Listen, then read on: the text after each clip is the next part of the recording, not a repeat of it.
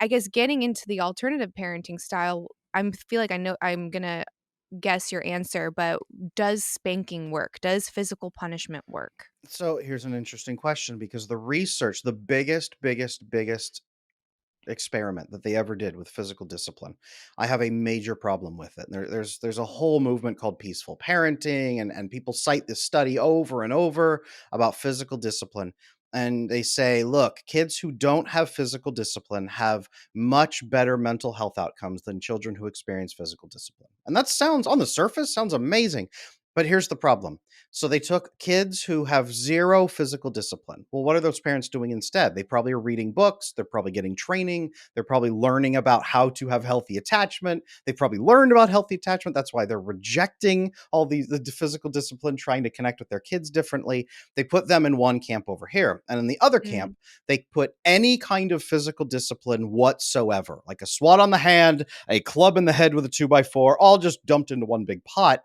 And mm, parents with no parenting skills or very few parenting skills got put in that pot. So then they said, look, if you have somebody over here who never ever uses drugs, they have better mental health outcomes opposed to people who use drugs like aspirin and meth. And that's the difference there. So I haven't seen compelling research that shows that spanking itself can be really harmful. Now, what I have seen, and anecdotally, I was a licensed marriage and family therapist for many years, is parents who use physical discipline to vent their frustration at their child.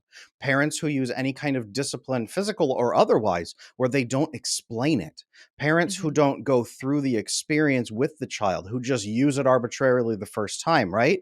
What I mhm, train parents to do is if you are going to use physical discipline, for example, like spanking, mhm, sit your child down, explain to them the consequence that could come, explain to them that this is something so important that you need to make sure that they remember it. There is a principle called biofeedback. When we experience pain, it makes that memory stronger, but you explain to them, look, this is so dangerous, I will do this, or if you continue to do this, and reserve physical discipline for, like, hey, I am throwing a flaming axe at my brother's head, right? Reserve physical discipline for really dangerous things if you're going to use it, but sit them down, explain in advance, and then warn them the next time it actually happens. Hey, this is a warning, buddy. I don't want to do this.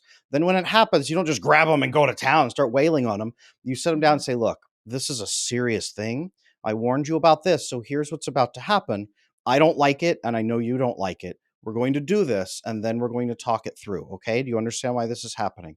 Then, if you're going to spank, at that point, you spank. Then you pick them up and you say, okay, I didn't like this either. I'm sorry that this happened. Let's make sure together this never happens again. Here's the plan going forward. Can we both do this? What do you need from me to be able to do this?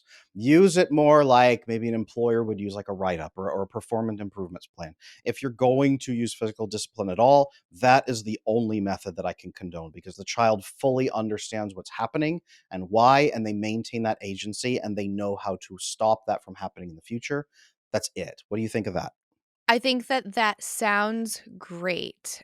I would challenge the application of it. Like, how so right that like, that sounds perfect in a vacuum if you have someone so there's this thought, it's like a Zen fable, essentially, like a samurai fable, Mhm. and you have this, samurai leader that takes over this village or this kingdom, dynasty, whatever, and he gets the leader into a room, and he's supposed to execute him. So he goes in, and he's ready to behead the guy, and the guy spits in his face, and then the Mhm. samurai gets enraged. So Mhm. he takes a breath, and he leaves the room, and Mhm. the guy's like, "Ha ha ha, I just won," right? And then he comes back the next day and he goes to execute him. And he's like, "Well, why didn't you just do it the day before?" And he's like, "Well, because you made me angry, and Mhm. my emotions were in control, and I can't make a decision out Yeah. of anger. I have to make it from a place of being centered." Oh, So I yes. had to center myself, and he centered himself and went in and chopped the guy's head off. So it's Mhm. not like the guy avoided what was going to happen, but the samurai had a code of ethics, which is I have to do something from a place of centeredness and not a place of being reactionary. So where I have an issue with this concept is I think, and this is just what I see, it's like people are it's very hard to self-regulate. It's for most people. It's very hard for them to know why they do what they do, let alone when they're in the throes of like a toddler tantrum. So I think so many people when they do exercise physical punishment, it's Mhm. in that moment. It's like I'm Yep, pissed and whack, here yep, you go. You did something wrong. That's absolutely. not the way to do it. So No. I wonder how many people are even able to and how many people are doing it this way, this Yes. centered way. And that is a fantastic question. If you get to a place where you cannot, and people will have to self regulate and self assess, if you Mhm. cannot do this in a dispassionate way, you cannot do it. Physical discipline won't work because what you're going to do, and what the research shows, is the child won't learn the lesson to change their behavior. The child will learn to avoid you so that they don't Mhm. face those consequences because now Right. they don't understand everything is based on your mood. Absolutely not. Nothing can be based on your mood. It must be based on pure, calm logic and rules that they can understand. And if you've got it right. If you cannot maintain your control and your discipline, you cannot do this.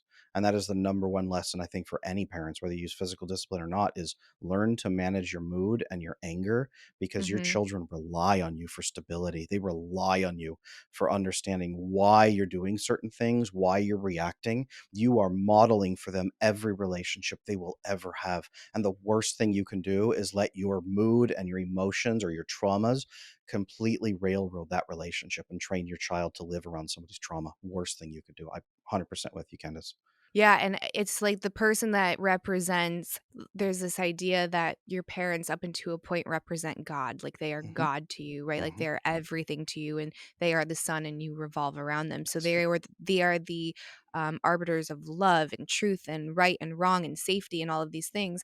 And then you have that God, right? That unconditional, what is supposed to be, I should say, unconditional love. Hmm. And then now that's met with fear and violence that becomes disruptive and so confusing to a Yeah. little person. So if you're not able to, which I would argue most people, like I would probably guess in the 90th percentile, are not able to do this without an emotional charge, then you create that like schism, you create that tear and in that relationship, and then that goes out into adulthood. So now you go into the world not feeling safe and unable to attach because this person that's supposed to love me is also going to be the resource of a lot of pain and sometimes physical. And this is exactly why the research shows that about half of those people who have insecure attachment, right? That's Mhm. 65%. About half of them have what's called avoidant attachment of I don't believe other people will regulate themselves. I don't believe other Mhm. people are capable of being calm and rational during a crisis. I think Mhm. I have to solve everything myself. I have to keep people out with a wall and I will avoid emotional intimacy. So many of these guys come flooding into my coaching practice so that I can train them on emotional intimacy with their female partner, on how to open up and have a conversation with her, on how to share needs, on how to be loving and connected in a way that isn't just throwing love bombing at her, but to really Mm. build emotional intimacy. So much, some of these guys, they attract insecure women because those are the only people they know how to manage. They spend their time managing other people, but they hate it. So they come to me and I train them look, this is how to feel safe. This is how to open up. This is how to share your needs. And they're like, why would I do this? This is terrible. It never ends well. No, wait a minute. Your parents trained you that. They trained you to believe that. And then you have had biased experiences through your life that have reconfirmed that. But you can build this. So, everybody listening, if you are like crying right now because you're like, those were my parents, I'll never get better. No, no, no. There's ways to learn how to get better, how to build intimacy, how to open up. This is all fixable. It is all fixable. Just don't do it to your kids so they don't have to fix it. Exactly. Like you have an obligation to constantly be working on yourself Yes. and your marriage for your children, right? It's Yes. like you don't want to pass on all of your damage and all of your pain and to constantly be evolving so that hopefully Right. they're more evolved than you. Right, and So, so many of our parenting skills, we think we have the '90s parenting skills. mhm, It's residual trauma from mhm, generations of brokenness, surviving through difficulties, surviving through catastrophes. Just get the kids in line because I have an 18-hour shift at the factory, right? Just get through. I'm barely surviving. Single parents barely making ends meet. It's surviving behaviors that we now have used as parenting behaviors. All of us now, like the work you're doing, helping people learn with parenting and everything, all of that is bringing back skills that were there before all these catastrophes fell upon us. And we are learning parenting skills for the first time ever. We're bringing it back into our culture. So I value what you're doing and how you're helping people too, Candace. I appreciate it. Thank you.